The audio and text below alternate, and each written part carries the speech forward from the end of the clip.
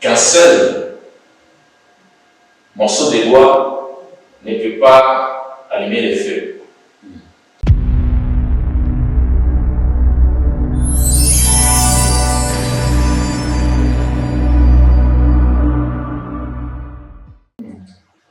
En fait, c'est pour édifier l'Église, mais aussi pour unir le corps de Christ. Parce que, comme on dit souvent en Swahili, qui donne moins à Iwatu Chao. Pour dire que dans la vie sociale d'abord, pour nous servir d'exemple, nous avons toujours besoin des autres.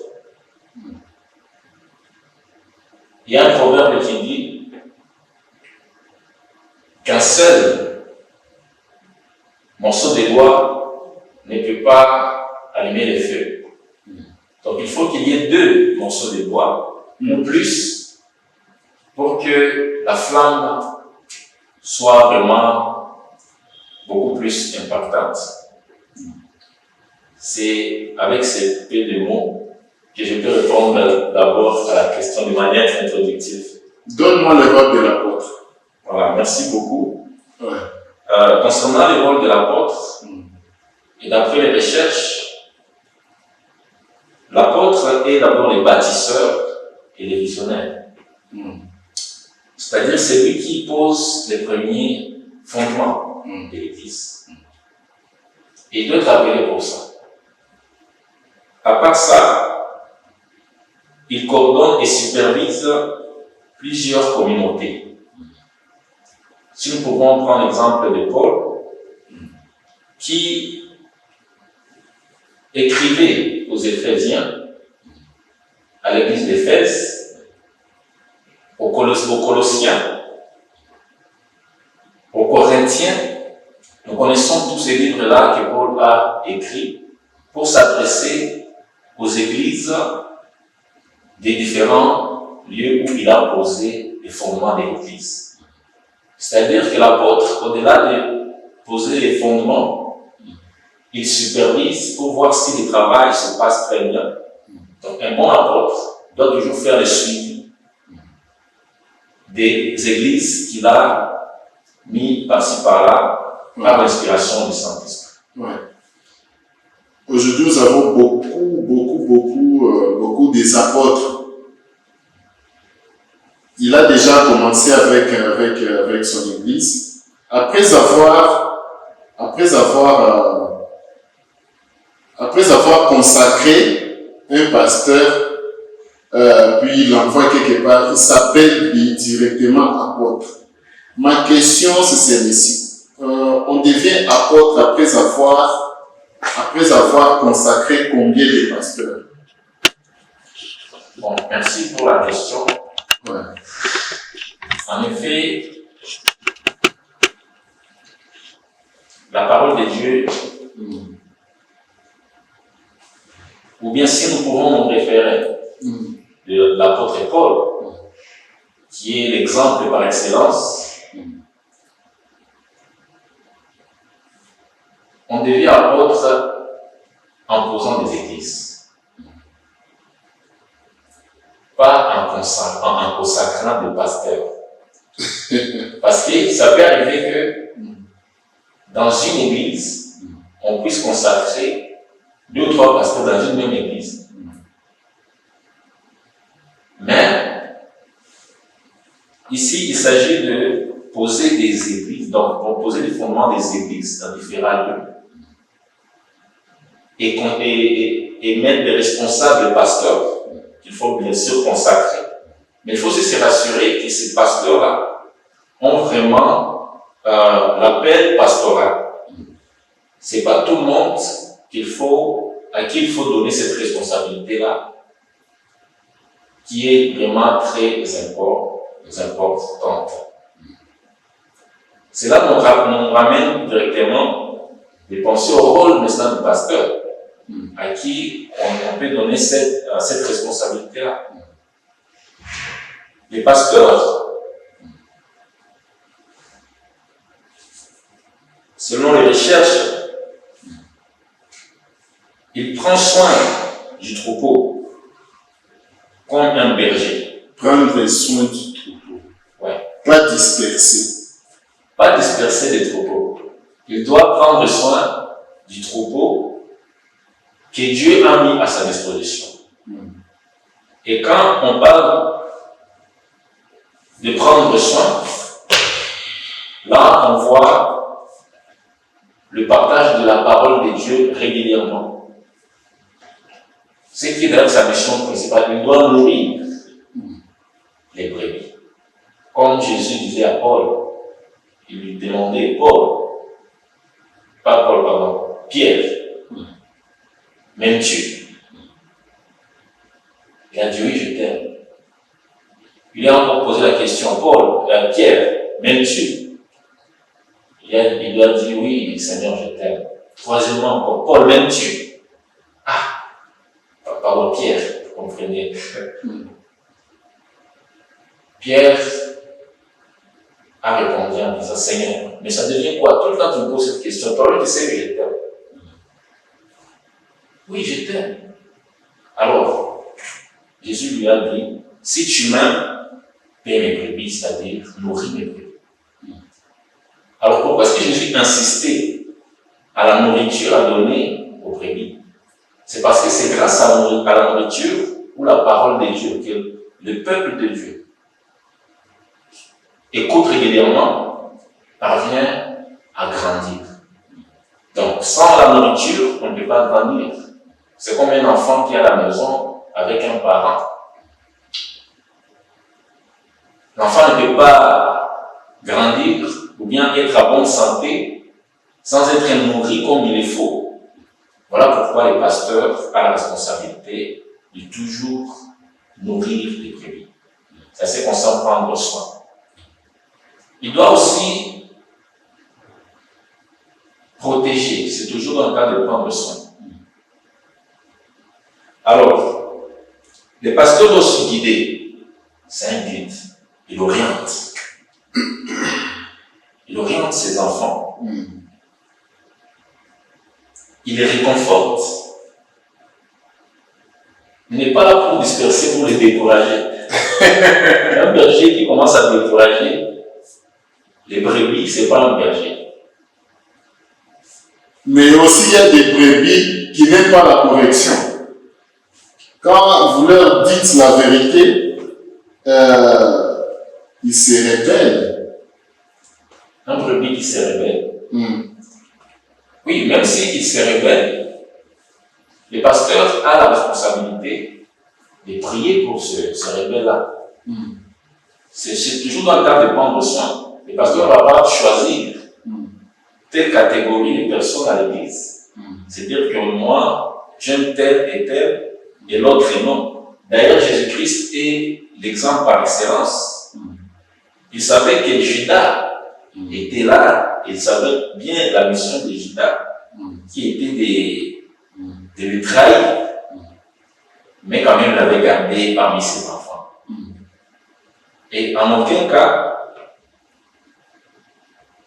il avait discriminé Judas à cause de ce qu'il allait faire. Donc Judas jouissait des mêmes droits que les autres disciples. Quand il s'agissait même de partager les pains, Judas aussi l'avait donné, puis il a dit, bon, fais ce que tu comptes faire. Donc, même les rebelles là qui se trouvent dans l'église ont une mission. Ils concourent aussi à l'œuvre de Dieu. Parce que je me dis, même si Judas n'avait pas livré Jésus-Christ, est-ce que nous serions sauvés? J'ai une petite question. Il y a de ces chrétiens-là qui se rebellent, ils quittent l'église, c'est juste un petit entre parenthèses. Cette parenthèse me pousse à réfléchir sur une chose. Il y a celui qui se rebelle de son église parce qu'il a entendu les secrets qu'il avait dit à son pasteur, il a entendu ça sur la chaîne. Vous avez, mais je voudrais plus savoir quel est le rôle du pasteur. C'est écouter les gens. Mais vous allez voir, tu parles à ton pasteur. Tu lui déverses toutes tes blessures.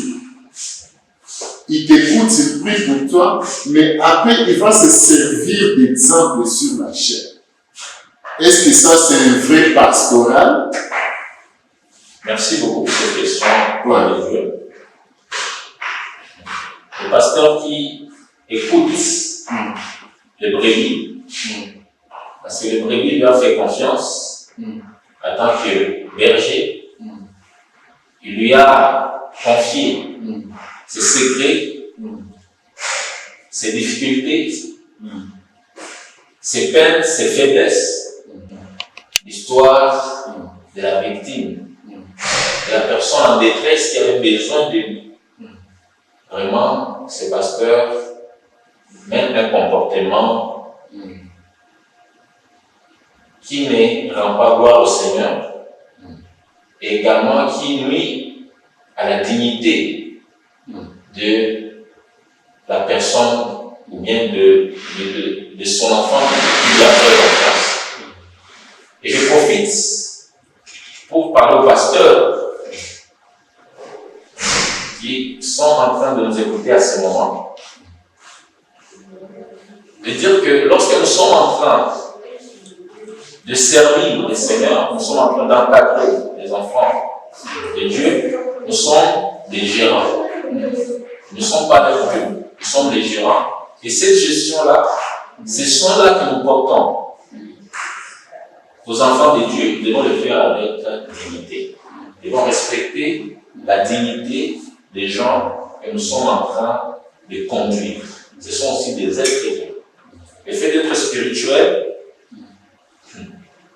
n'enlève pas le droit aux personnes que nous conduisons et ne nous donne pas aussi l'autorisation de faire tout ce que nous voulons. Donc, quand on est pasteur, c'est bien de faire tout ce qui nous revient comme rôle, mais c'est aussi quand même aussi de respecter la confidentialité.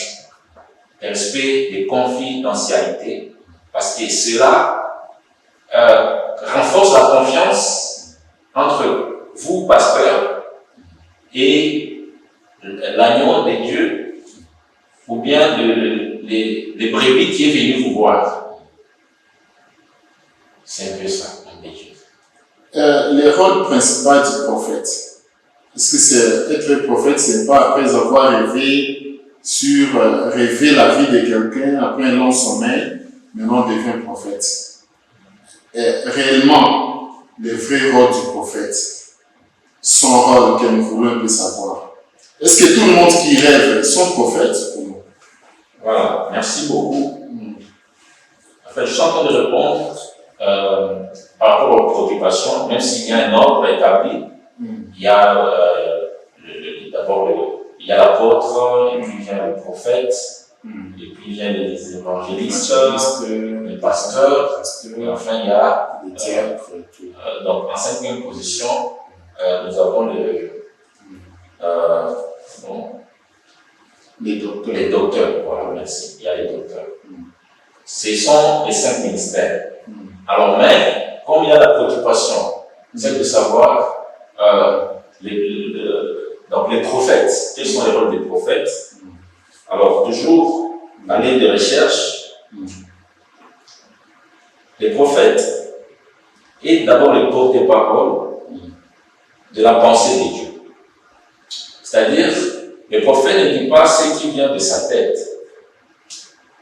Le prophète ne dit pas ce qui, ses désirs. Il se réveille un jour, il commence à dire non. C'est le porte-parole de Dieu. C'est-à-dire, Dieu lui dit des choses et lui transmet ce que Dieu lui a dit sans retrancher et sans augmenter. Deuxièmement, le prophète exhorte également les peuples de Dieu. Quand nous parlons de l'exhortation, il peut aussi les rappeler à la repentance. Il les rappelle la loi de Dieu. commandements de Dieu, la volonté de Dieu, dans le but de les rapprocher au trône du Seigneur. Les prophètes encouragent également et avertissent la communauté. Lorsque un prophète reçoit un message, ce message-là a le but d'encourager l'enfant de Dieu à qui est destinée cette parole, ou bien le peuple de Dieu qui est censé recevoir cette parole-là, ou bien ce message. En tout cas, en troisième lieu, il aide aussi à la sanctification et avertit la communauté, comme je viens de dire, mais il aide aussi à la sanctification. Alors, comment est-ce qu'il aide à la sanctification? C'est toujours en rappelant la loi du Seigneur, en appelant les gens aussi à la repentance. C'est dans ce sens que le prophète œuvre dans l'édification de l'Église. Il y a un prophète qui avait prophétisé sur la victoire de la RDC devant l'Angleterre. Mais on n'a pas eu la victoire. Est-ce que ça c'est vraiment Dieu qui nous avait dit? Est-ce que Dieu peut changer sa parole ou comment? Bon. En fait, si nous pouvons nous référer à ce que la parole de Dieu nous dit, notre leader qui est Jésus-Christ, ce qu'il nous recommande, c'est de ne pas juger. Ne jugeons pas pour que nous ne soyons pas jugés également. Peut-être lui, il a vu le contraire. Lui, il a vu ce qu'il a vu, il a dit ça. Mais c'était le contraire. Alors, en fait, il voit des choses. Il doit être convaincu que c'est Dieu qui lui a dit avant de les balancer. Parce que ce que je sais, c'est que Dieu est fidèle à sa parole. Quand Dieu promet une chose, il faut que la chose se réalise. Mais si je suis prophète, je parviens à prophétiser quelque chose, mais la chose n'arrive pas comme telle, cela ne veut pas dire que je ne suis pas prophète. Si la chose aille au sens contraire. Oui, c'est ce que je suis en train d'expliquer. Vous avez toujours prophétisé la chose et puis ça part au contraire. Ou non, ou vos prophéties, ça va toujours au droit chemin. Si au début de mon ministère, c'est ce que j'étais en train de dire. Donc, lorsqu'un prophète prophétise quelque chose et ça n'arrive pas, cela ne veut pas dire qu'il n'est pas prophète. Mais il doit retourner en lui-même. Il doit se réexaminer. Réexaminer aussi sa façon de faire. Apprendre aussi davantage. Il peut même faire une pause. C'est dit non. Faire une pause. Et je demande à Dieu pourquoi est-ce que j'ai dit des choses qui se réalisent au contraire. Alors, Dieu, parce que l'esprit est capable de nous outiller, l'esprit est capable de nous orienter. Comme on dit souvent, il faut savoir retourner en arrière pour bien sauter. Il faut encore demander à Dieu, comme on dit souvent, sois aidé. Mais qui n'est pas la police. Voyez, c'est pas mauvais. Il reconnaît sa faiblesse, oui, il a fait un niveau, je vais dire quelque chose qui n'arrive, ça n'arrive pas. Bon, je ne vais pas me condamner pour ça, je dois juste faire l'introspection et demander pourquoi. Et après avoir demandé à Dieu, Dieu écoute et il répond. Il va me donner des orientations On peut même suivre encore d'autres cours, la déontologie prophétique et autre chose qui se rapporte à ça, avant de continuer à œuvrer comme prophète. C'est pas être sot, mais c'est prudent. Alors, oui, je disais qu'au début, dans le mystère, oui, mais à un certain moment, j'avais aussi appris qu'aujourd'hui, quand je reçois quelque chose, je ne mate pas à le dire. Je dois d'abord demander à Dieu. Même une fois, deux fois, quand tu me confirmes que ça c'est vraiment vrai, parce qu'il y a des choses à ressentir là, non, ça c'est vrai. Si je ne dis pas ça à telle personne, je serai en train de commettre une erreur. Pourtant, ça, je suis convaincu que si je lui dis, ça va l'aider. Alors, depuis que j'utilise ces techniques et d'autres techniques, en tout cas, c'est possible que ça rate. Donc, si je te dis quelque chose, ça va arriver. Mais ce n'est pas arrivé juste comme ça. Je travaille sur moi-même. Donc, pour dire que quelqu'un qui prophétise quelque chose, ça n'arrive pas. Ça ne veut pas dire qu'il n'est pas prophète. Mais il doit encore travailler sur lui-même. Parce qu'il faut être honnête pour reconnaître que ici, vraiment, je commence à frotter. Et se dire non. Je vous dis, c'est pas être faux, mais c'est être intelligent. C'est un peu ça. C'est ça. Les dons que Dieu nous a donnés, ça me demande aussi d'être sage et intelligent. Et merci de nous avoir suivis. Le reste des détails, vous allez suivre ça sur la clé du jour. Merci, prophète.